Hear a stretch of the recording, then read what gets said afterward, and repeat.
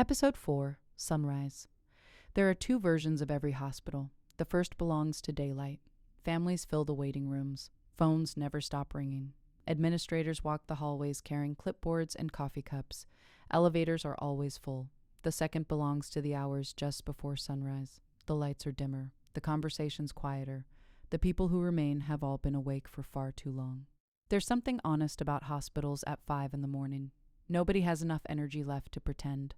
My shift should have ended almost an hour earlier. Instead, I was finishing paperwork that somehow seemed to multiply every time I signed my name. I leaned back in my chair and rubbed my eyes. Somewhere down the hall, a monitor chimed. Someone laughed. Someone else yawned loud enough to earn a chorus of complaints. The night was finally slowing down. "You're still here?" I looked up.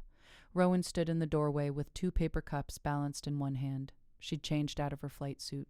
For the first time since we'd met, she wasn't wearing the navy uniform that seemed stitched to her identity. Instead, she wore a faded charcoal sweatshirt, jeans, and a pair of running shoes that looked older than they probably were. Without the helmet, without the radio, without dried blood on her sleeves, she looked younger, almost ordinary.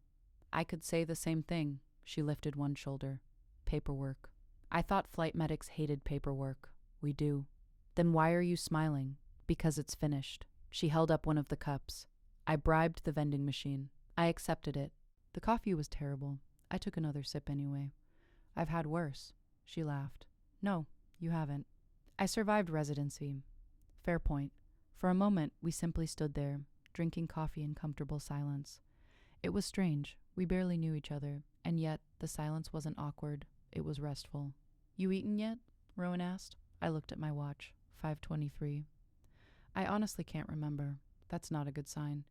"It usually isn't." She hesitated, then nodded toward the exit. "There's a diner about 5 minutes from here." I blinked. "They make surprisingly decent pancakes." "Pancakes? I know." She sighed dramatically. "Not exactly Michelin star cuisine." I wasn't judging. I was. I laughed. She smiled. "So," she shoved her hands into the pockets of her sweatshirt.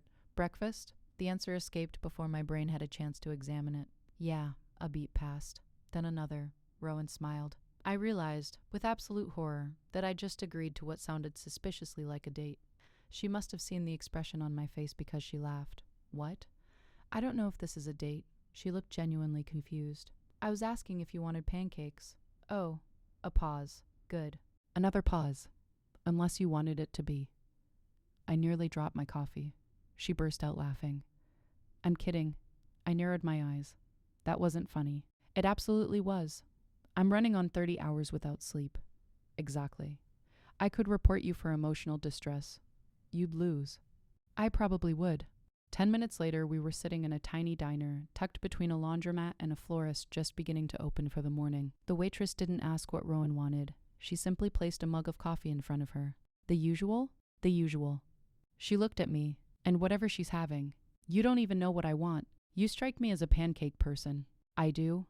"You ordered pancakes." I looked down at the menu. Somehow I had. "I don't remember doing that." "Sleep deprivation. I preferred your gravity theory. Gravity's still undefeated." Outside the windows, the first hints of sunrise painted the Chicago skyline in soft shades of orange and gold. For the first time in days, there were no alarms, no sirens, no pagers vibrating against my hip, just the sound of forks against ceramic plates and old jazz playing quietly through speakers that had probably been there longer than either of us. "This is nice," I admitted. Rowan looked out the window. "Yeah. I didn't realize how loud hospitals are until now. They spoil silence. Do you ever get used to it? The noise?" I nodded. She thought for a moment. "No." Another sip of coffee. "You just stop noticing it until it's gone." Our food arrived. The pancakes were absurdly large. I stared at them. "There is no universe where I finish these." "You underestimate yourself." "I really don't." She cut into hers. "I've seen trauma surgeons survive on caffeine and stubbornness. Mostly stubbornness." I figured. We ate for a while. Conversation drifted effortlessly from terrible hospital coffee to favorite movies, from the strange habits of night shift nurses to whether Chicago winters should be considered a form of psychological warfare. I laughed more that morning than I had all week. It surprised me how easy she made it. At some point, without really thinking about it, I asked, "Do you still have family nearby?" Her fork paused halfway to her mouth. For the first time since we'd met, she looked uncertain. "No, I'm sorry." She shook her head. Don't be. You don't see them? I haven't. For long? A small smile appeared. Not a happy one. A while. I sensed the conversation closing like a door. I could have asked more. I didn't. Instead, I reached for the syrup. She noticed. A quiet gratitude flickered across her face. What about you? She asked. My parents are in Seattle. They proud of you? I smiled. My mother tells everyone I'm a surgeon. And your father? He still introduces me as his little girl. Rowan laughed softly. I like him already. I'll tell him. You should. We finished breakfast long after our plates were empty. Neither of us seemed particularly eager to leave. Then Rowan's phone vibrated across the table. She looked at the screen. The smile disappeared. Duty. Again. She stood. I'm sorry. Don't be. I promised pancakes. You delivered.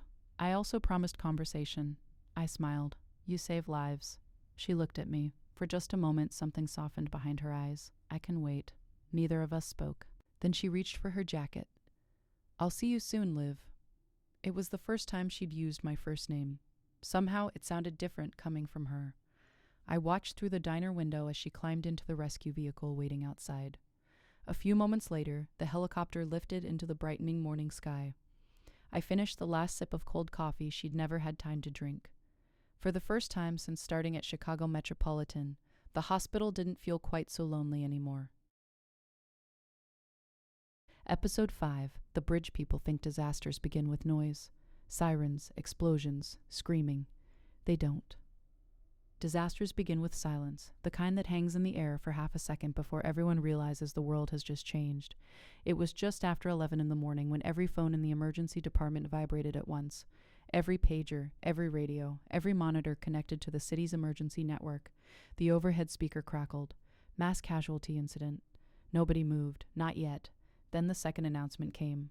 Structural bridge collapse. The department came alive. Stretchers appeared from nowhere. Operating rooms were cleared. Nurses abandoned lunch trays. Blood bank technicians pushed coolers through the hallway before anyone had even asked for them. I caught Jamie's eye across the nurses' station. She didn't look frightened, just focused. How bad? She glanced at the incoming report on her tablet, then looked back at me. Bad. Outside, the first ambulance hadn't even arrived before I heard it. The helicopter.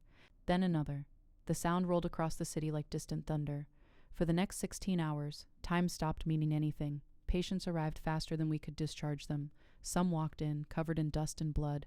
Others arrived unconscious. Some never arrived at all. The emergency department became a blur of triage tags, ventilators, blood transfusions, and shouted names. At some point, Rowan appeared beside my trauma bay. She looked exactly the way I imagined someone would after crawling through the wreckage of a collapsed bridge. Concrete dust coated her boots. There was dried blood across one sleeve. A shallow cut crossed her cheek. She either hadn't noticed or didn't care. 32-year-old male, she began. Crush injury, pelvic instability. We had to amputate his left leg at the scene. Her voice never shook. Mine didn't either. Let's move. The patient disappeared into surgery. 5 minutes later, she was back. Another stretcher, another report, another life balanced on the edge of disappearing. At some point, I stopped noticing when Rowan left, because she always came back, sometimes 20 minutes later, sometimes an hour, always with someone else whose world had fallen apart. Neither of us had time for conversation. We spoke in fragments. Pressure? Falling? Blood? Already ordered. Family? Not found yet. Thank you. A nod. Then she was gone again. Hours passed. The waiting room overflowed with frightened families. Hospital chaplains moved quietly from one corner to another. The coffee ran out before noon. Nobody noticed. Around 7 that evening, they brought in a little girl. 8 years old, maybe 9. She still wore one pink sneaker. The other foot was bare. Rowan carried her. Not because nobody else could, because she wouldn't let anyone else. Found beneath the west support beam, she said. Pulseless for 6 minutes. There was dust in Rowan's hair. Her hands trembled for the first time since I'd met her. Just once. Then they were still again. We've got her, I said. I don't know whether I was speaking to Rowan or to myself. Everything happened exactly the way we'd been trained.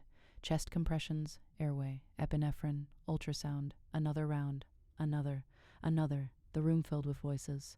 Still no pulse. Continue compressions. Epinephrine in. Nothing. I looked around the room. Every person there was waiting for someone else to find a miracle. There wasn't one. The clock on the wall kept moving. I heard my own voice. Time of death. The words barely sounded like mine. Nobody spoke after that. The room became impossibly quiet. One of the nurses switched off the monitor. Someone covered the little girl's shoulders with a clean sheet. Rowan stood perfectly still. She looked at the child for one long moment. Then she turned and walked out. The next patient was already waiting. So were the next 10. There wasn't time to grieve, only time to continue. The shift finally ended sometime after 3 in the morning. The bridge was empty. The operating rooms were quiet. The emergency department smelled of antiseptic, stale coffee, and exhaustion. I washed my hands 3 times before I realized there was no blood left to scrub away. Still, I kept washing. The sink blurred. My hands wouldn't stop shaking. I leaned against the wall. For the first time all day, there was nothing left to do. No patient waiting. No surgery beginning. No decision demanding to be made. Only silence. It hit me all at once. The little girl. The pink sneaker. The empty heartbeat on the monitor. I covered my face with both hands. I don't remember crying. Only realizing that I already was. I hate this. The words escaped before I could stop them.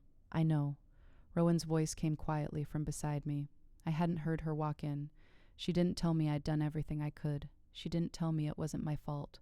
She didn't offer the kind of comforting words people always reach for when they don't know what else to say. Instead, she sat down on the floor beside me, still wearing dusty boots, still smelling faintly of jet fuel and smoke.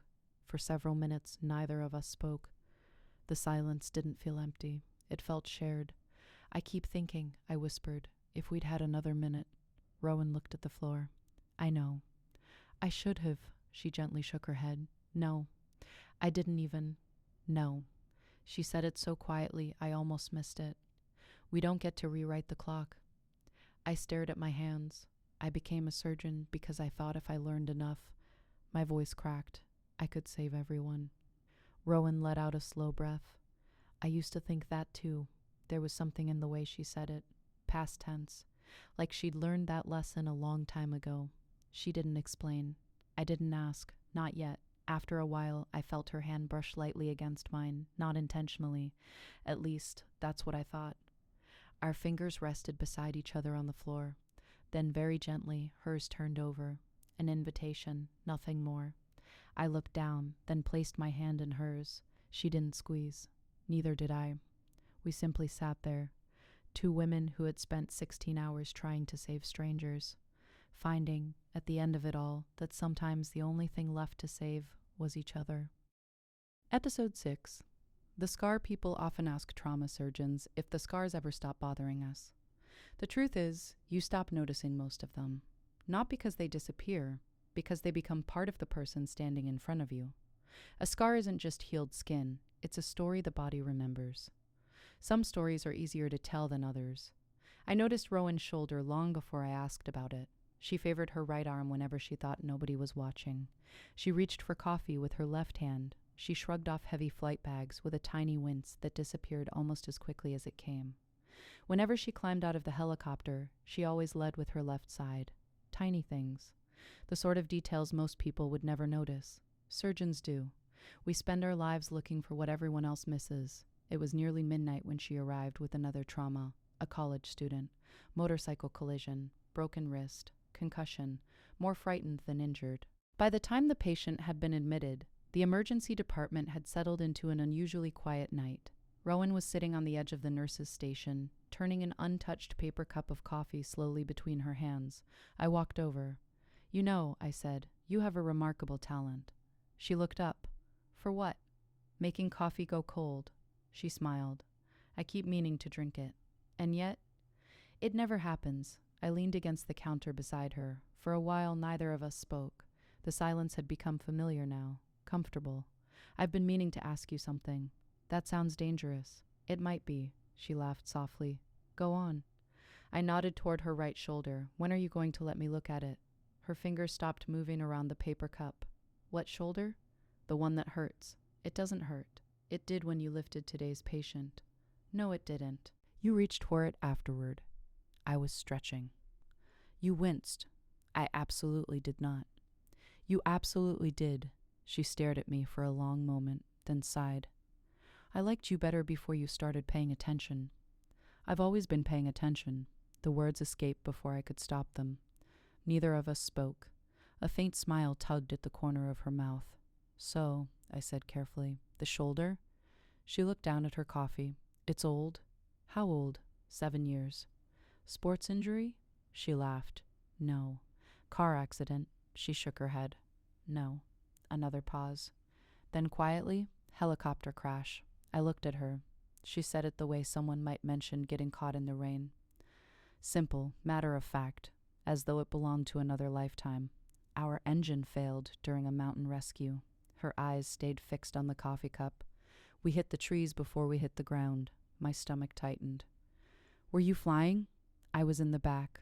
Were there survivors? She nodded. All of us. A small smile crossed her face. The pilot was better than he gave himself credit for. And you? I broke my collarbone. She lifted one shoulder experimentally. Tore just about everything attached to it. I frowned.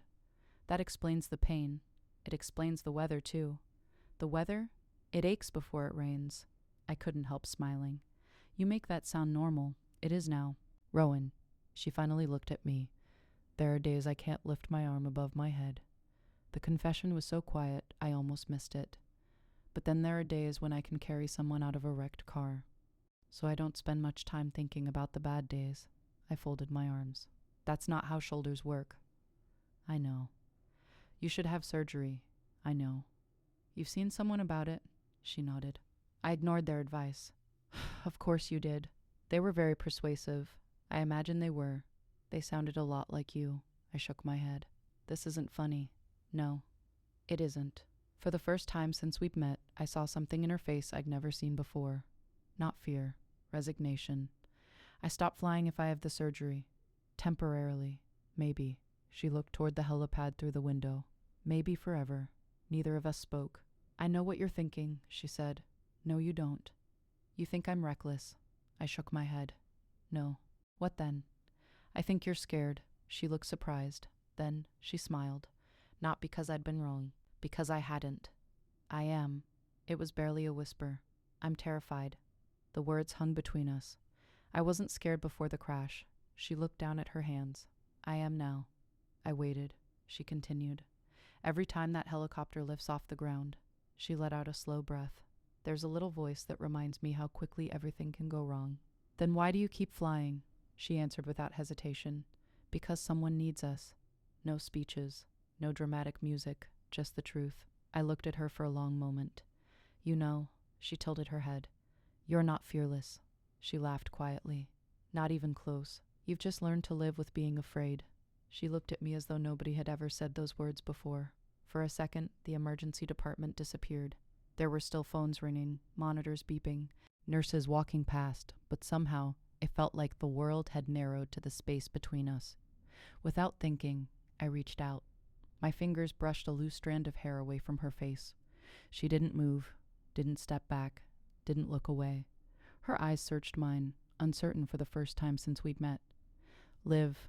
I wasn't sure who moved first. Maybe we both did. The kiss was so gentle, it almost wasn't a kiss at all. A hesitant brush of lips, the kind of kiss that asks a question instead of making a promise.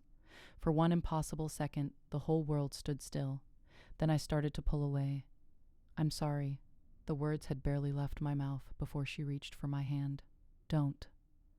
She closed the distance again. This time she kissed me, slowly, deliberately, as though she'd been deciding whether to do it for weeks. When we finally stepped apart, neither of us spoke. We didn't need to. Some things don't become clearer when you put them into words. A radio crackled somewhere across the department. Someone called for a trauma consult. Life, as it always did, kept moving. Rowan smiled. I should probably go save somebody. I laughed softly. I suppose you should. She squeezed my hand once before letting go. I'll see you soon, Dr. Bennett. I watched her walk toward the helipad. For the first time, I didn't watch the helicopter. I watched her. And somehow, I already knew. No matter how many helicopters landed at Chicago Metropolitan, there would only ever be one Rowan Hayes.